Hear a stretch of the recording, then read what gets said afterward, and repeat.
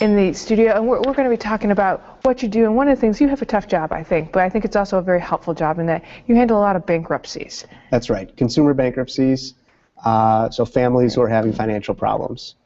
And why is it important that we seek attorneys for this? And why do you play such an important role? Yeah. So it is possible to represent yourself in a bankruptcy. There's people who try it. Yeah, it's not a good idea. You know, I once tried my own plumbing. Yeah. And you can imagine, it turns out I'm not a very good plumber. But when I got into it and I had a problem, I was at least able to turn off the water and get somebody to fix it for me.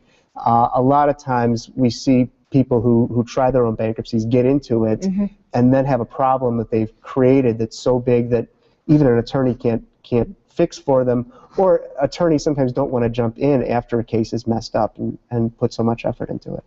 So that's where their call, when they're in this situation, should really be to a bankruptcy attorney. Right, and I'll talk with somebody over the phone, or I think any of my colleagues, any bankruptcy attorney will take a phone call and take a few minutes to talk with you briefly about what you have, or some might want you to come into the office just to talk a little bit, whether it makes sense to file or to get some help.